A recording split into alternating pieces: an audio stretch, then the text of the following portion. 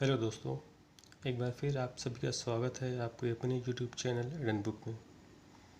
जैसा कि आप सभी को पता है कि मैंने अपने पिछले वीडियो में हिंदी का सब्जेक्ट था समाज, उसके बारे में बिल्कुल बेसिक से जानकारी दी थी। आज उसी से रिलेटेड मैं हिंदी सब्जेक्ट का एक नया चैप्टर के बारे में आपको बताने जा रहा हूँ, जिसका नाम है संधि विच्छेद। संधि विच्छेद की शुरुआत में बिल्कुल बेसिक से करने जा रहा हूँ, इसलिए मेरे वीडियो को ध्यान से देखें। तो सबसे पहले बात हम करते हैं कि संधि विच्छेद कहते किसे हैं। दो वर्णों के अत्यधिक समीप आ जाने से जो मेल होता है और उनके मेल होने से जो विकार उत्पन्न होता है उसे संधि कहते हैं। इतना तो आपको सभी को समझ में आ गया। जब दो वर्ण जब आपस में मिल जाते हैं तो वह एक संधि कहलाती है। संधि के तीन भेद होते हैं: स्वर संधि, व्यंजन संधि, विसर्ग संधि। याद रखिए आप 1 2 3।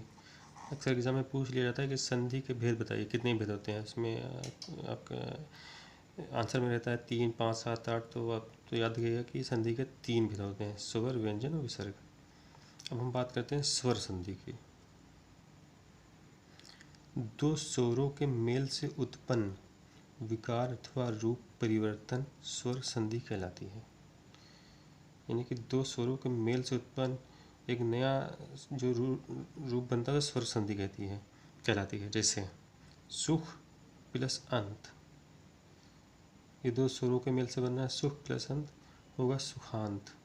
सूर्य प्लस अस्त, सूर्यास्त। जब भी इस तरीके के ऑब्जेक्टिव क्वेश्चन में दिए हो या पूछ लिया जाता है कि सुखांत या सूर्यास्त कौन सी संधि है, तो आप बिल्कुल समझिएगा कि स्वर संधि के बारे में पूछ रहा है, क्योंकि इसमें दोनों स्वरों के मेल से उत्पन्न विकार अथवा रूप परिवर्तन स्वर संधि कहलाती है। आगे बढ़ने से पहले मैं आपको स्वर और व्यंजन के बारे में बता देना चाहता हूँ कि स्वर और व्यंजन जैसे आपको पता है, जैसे इंग्लिश में आता है उसी तरीके इसमें भी आता है कि स्वर और व्यंजन ये ध्वनि व्यवस्था के अंतर्गत आते हैं। किसके अंतर्गत आते हैं? ध्वनि व्यवस्था के अंतर्गत आते हैं स्वर और व्यंजन। याद रखिएगा, एग्जाम में अक्सर क्वेश्चन आता है कि स्वर और व्यंजन व्यवस्था किस व्यवस्था के अंतर्गत आते हैं, तो आप ध्वनि व्यवस्था के अंतर्गत। स्वर के अंतर्गत कौन कौन आते हैं? जैसे इंग्लिश में होता है ए ई आई ओ यू, तो इसी में आता है छोटा आ ई, छोटी ई, ऊ, औ, ये सब स्वर हैं।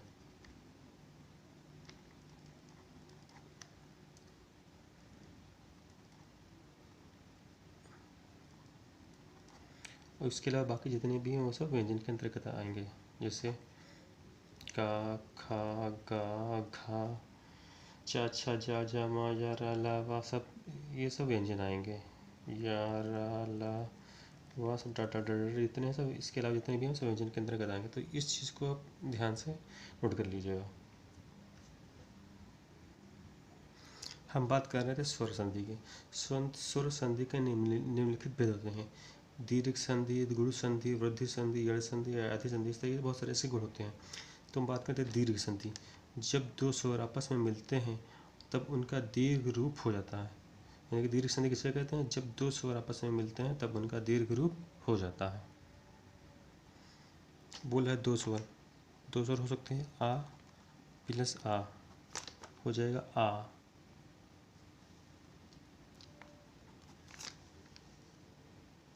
इसका एग्जाम्पल हो सकता है सत्य प्लस अर्थी,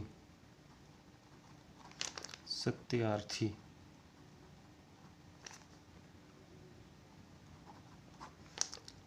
ये सब दीर्घ संधि के एग्जाम्पल हैं। इसके बाद आता है गुण संधि।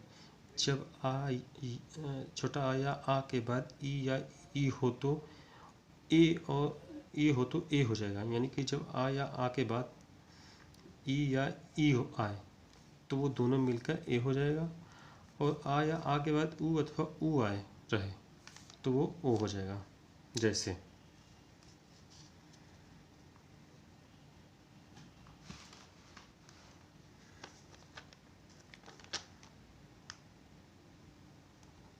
आ प्लस ई, आ या आ के बाद ई आई है तो क्या हो जाएगा ए,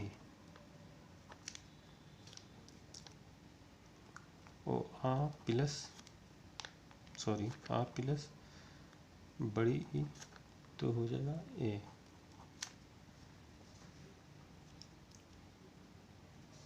अब इसका एग्जाम्पल क्या हो सकता है, जैसे सो प्लस इच्छा, इसका हो जाएगा स्वेच्छा।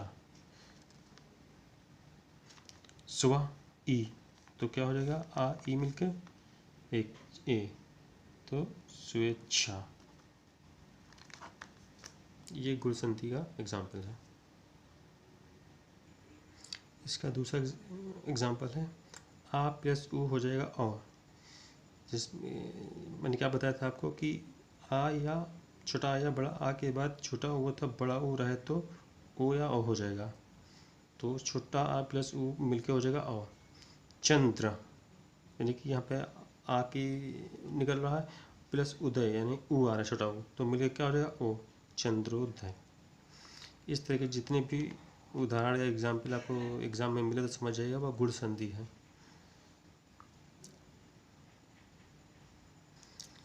एक चीज़ याद रखिएगा, ध्यान दीजिएगा, स्वर संधि के अंतर्गत जितने भी भेद हैं, दीर्घ संधि, गुण संधि या जो भी संधि, वृद्धि संधि, गैर संधि, आदि संधि, उसके अंतर्गत स्वर ही आपस में मिलकर स्वर ही बनाता है। जैसे आपने देखा आ प्लस उ औ, इसमें कोई भी व्यंजन शामिल नहीं है। तो जब भी इस तरह कोई एग्जाम्पल दिया हो तो समझ जाइएगा वह स्वर संधि के अंतर्गत ही आ रहा है। यह स्वर संधि के जो भेद है, दीर्घ संधि, गुण संधि और वृद्धि संधि। एग्जामिनर आपसे एग्जाम में पूछ सकता है कि चंद्रोदय कौन सी संधि है, या तो ऑप्शन में आपको दीर्घ संधि, गुण संधि, वृद्धि संधि दे देगा, या पूछ डायरेक्ट कह देगा स्वर संधि या व्यंजन संधि, तो आपको सीधे स्वर संधि पर टिक लगा देना है। अब हम इसके नेक्स्ट भेद की बात करते हैं, वृद्धि संधि। जब आ या आ के बाद ए हो तो वो मिलकर ऐ हो जाएगा, और बड़ा छोटा आ के बाद ओ या ओ आए तो वो ओ हो जाएगा। इस चीज़ का ध्यान रखिएगा, ये वृद्धि संधि के अंतर्गत आते हैं। सीधा सा आप ये इसको याद रख सकते हैं, ए ओ अगर कोई भी दो स्वर मिलकर ए ओ बना रहे हैं तो वो वृद्धि संधि है। जैसे आ प्लस ए आए, आ प्लस ओ, दिन प्लस एक, यानी कि यहाँ पे आ प्लस ए मिलकर ऐ बना रहा है तो दिनैक्य हो गया। जल प्लस ओस, जल, यानी आ किसमें वो निकल रहा है स्वर प्लस ओस ओ, तो दोनों मिलकर बन गया और जलोस। याद रखिएगा ए और ओ।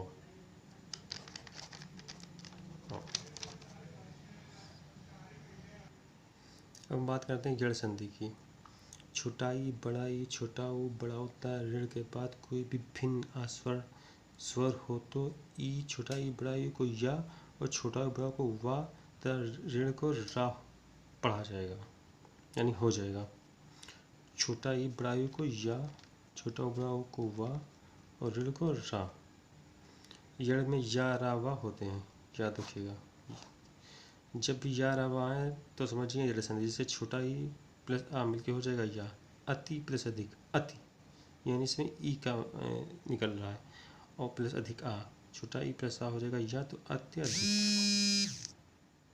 इसका नेक्स्ट एग्जांपल, जैसे ऋण प्लस आ मिलके हो जाएगा रा, ऋण को रा ऋण को रा मान लिया जाएगा। जब पितृ प्लस आदेश, पितृ निकल रहा है ऋण, आदेश आ तो मिलके हो जाएगा रा, तो हो जाएगा पित्रादेश।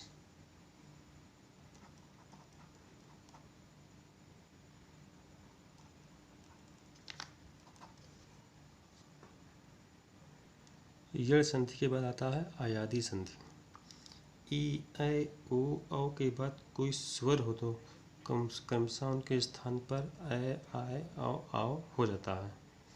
जैसे ऐ प्लस ऐ बराबर हो जाएगा ऐ, ने प्लस अन बराबर हो जाएगा नयन, और गए इसका एग्जाम्पल और हो सकता है, जैसे गए प्लस अन हो जाएगा गायन। क्या कहा गया? ई ए ओ के बाद कोई स्वर आए, यानी कि इनके बाद कोई स्वर आ रहा है तो कौन सा उसके स्थान पर ए आए आओ हो जाएगा। इसका एक एग्जाम्पल और ये हो सकता है पौ प्लस इत्र हो जाएगा पवित्र।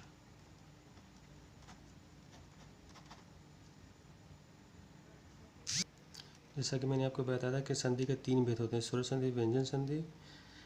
तो अब हम बात करने वाले हैं विसर्ग संधि। तो हम बात करने वाले व्यंजन संधि की। इसमें भी बहुत सारे इसके भेद होते हैं, कुछ भेदों के बारे में आपको मैं बताने जा रहा हूँ। पहला भेद, ता या दा के आगे जा अथवा झा हो तो ता या दे के स्थान पर जा हो जाएगा।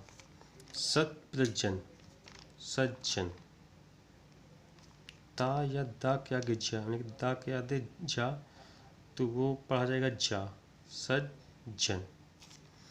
ता या दा के बाद टा या ठा हो तो उसे पढ़ा जाएगा टा। तत् प्लस टीका, तट्टिका।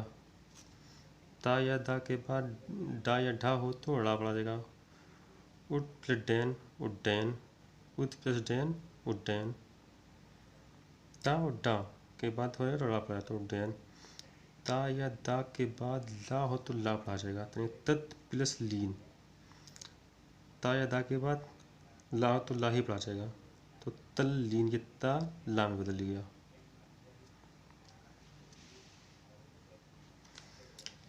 ता या दा के बाद शाह हो तो उसे चा और छा हो तो उसके तो चा और छा पढ़ा जाएगा। जैसे सत प्लस शास्त्र, यानी कि ता या दा के बाद ता और प्लस शा आ गया, तो दोनों नेक्स्ट जो इसका वो बनेगा तो चा या छा, तो सत शास्त्र। सत प्लस शास्त्र हो गया छ शास्त्र। अब आता है ता या दा के बाद हाय तो वो हो जाएगा धा। ता या दा के बाद से उद प्लस हार, ता के बाद आ गया हा तो हो जाएगा ध्वा, तो उद्धार। उद, उद प्लस हत। ता या दा के बाद अगर हा है तो ध्वा हो जाएगा, उद प्लस हा गया है तो हो जाएगा उद्धत। ये सारे भेद हैं व्यंजन संधि के। अब हम बात करते हैं संधि के तीसरे भेद की, विसर्ग संधि के। विसर्ग के साथ स्वर या व्यंजन को के भेद को, मेल को विसर्ग संधि कहते हैं। विसर्ग के साथ स्वर या व्यंजन के मेल को विसर्ग संधि कहते हैं। जैसे तप प्लस वन, तपोवन। दुह प्लस उपयोग, दुरुपयोग। नि प्लस संधि। इसको जानने की सबसे बेहतरीन विधि यह है कि इसके विसर्ग संधि के अंदर तपा, दुह, निसे इस तरीके के जो भी लेटर मिले समझ जाइएगा वो विसर्ग संधि है। अगर आप सभी को ये मेरा वीडियो पसंद आया है तो इसे ज़्यादा से ज़्यादा लोगों में शेयर करें, लाइक भी करें, और जिन लोगों ने अभी तक सब्सक्राइब नहीं किया वे सभी सब्सक्राइब कर लें। आगे भी आपको टॉपिक वाइज सारी चीज़ें क्लियर कराई जाएंगी, इसलिए मेरे यूट्यूब चैनल पर आप लगातार बने रहें। धन्यवाद।